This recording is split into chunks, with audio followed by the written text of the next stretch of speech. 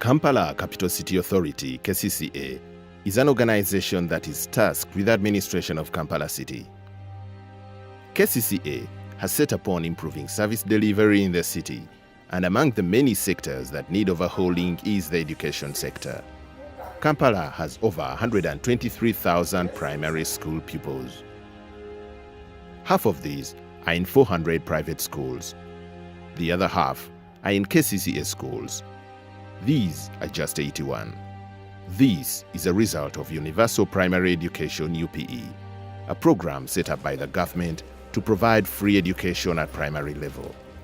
This program saw an increase in enrollment without a corresponding upgrading of infrastructure, causing overcrowding in the classrooms. The issue is even further compounded by the fact that because of the relatively good standard of education in Kampala, you get an influx of children who are coming in from outside the area of jurisdiction. There is a need for more desks, textbooks, stationery, and other scholastic materials. The facilities that these students come to are in a state of disrepair. Some schools were constructed as far back as the 1950s and have not had any repair done since. The classrooms are dilapidated, the floors cracked, the roofs leak, the windows are broken, and the students are exposed to the elements. There is no fencing, and security cannot be guaranteed. The teachers at one of the schools are put up in dilapidated unipods. In a nearby school, the accommodation is also in bad condition. Some schools have housing with asbestos sheets, which have been condemned. There is no space, no privacy, and the buildings are simply falling apart. Without proper accommodation, there are fewer teachers. If you are looking at improving the quality of education in any system, education system, you need to ensure that you take charge, you take care of the welfare of our teachers. You'll find that we did not have very good accommodation for our teachers. But as you know, we are having teachers coming from all over the country, and they can only be accommodated within, if they are going to meet the needs of being able to start school at the right time and also be able to make an input during the time when they're in school. Daphne, a 9-year-old, walks 1 hour to school every morning. She will go without a school meal or drinking water until 5 p.m. Like many others at this school, she cannot afford to buy anything from the school canteen. The school doesn't give us food, and sometimes we be hungry. As you can see, most of the children are playing, they are not going anywhere to eat. Feeding is one of the reasons why there is poor performance. KCCA has provided dustbins to the schools as part of a bigger campaign to improve sanitation. But there is still a need for running water to facilitate proper hygiene in the toilets. We have a pit latrine with 4 stances, 2 doors, one for girls, one for boys. Then a waterborne toilet. This one is blocked completely, and most of the time we suffer. The latrines are falling apart. There is no toilet paper, soap, or sanitary towels for the girls. Some toilets even have no roofs. Across the city, at the police children's school, there is even a bigger problem.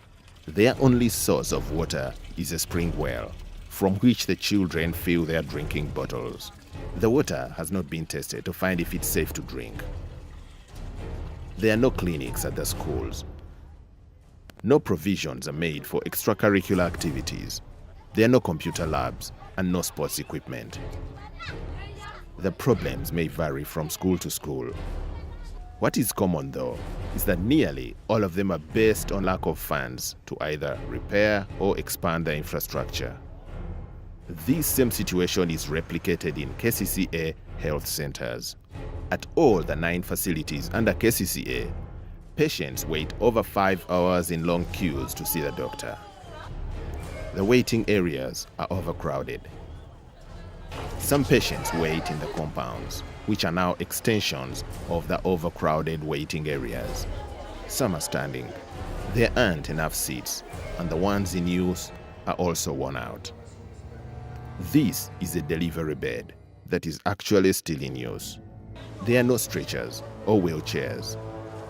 The patients have to wait in turn to use the one weighing scale.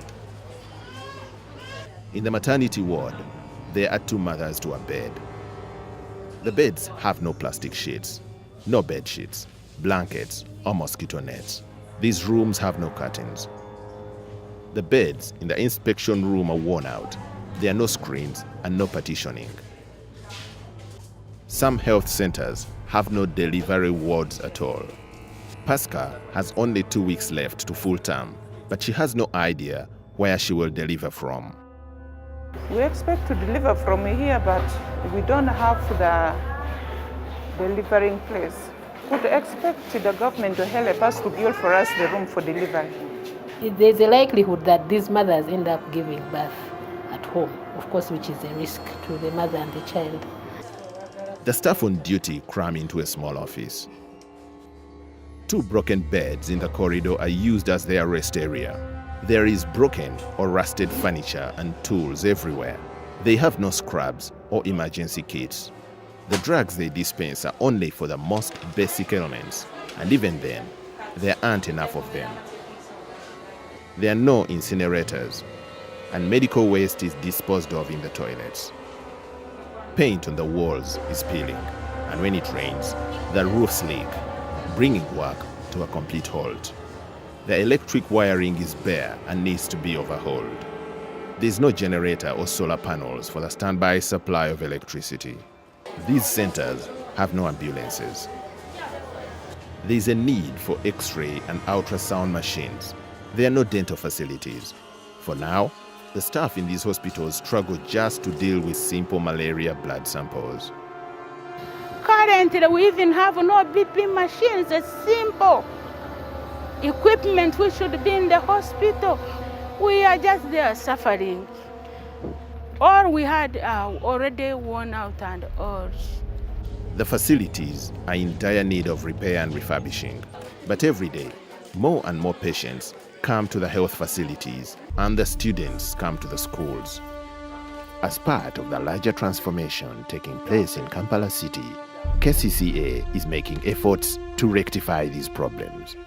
As an authority, we cannot do this on our own, and we think that we can interest also development partners to be able to access funds. KCCA is approaching funding agencies, corporations, faith-based organizations, the communities, and parents to make donations to raise the funds necessary to reconstruct the schools and medical centers. Pascal, Daphne, and a whole generation of students and patients are counting on it.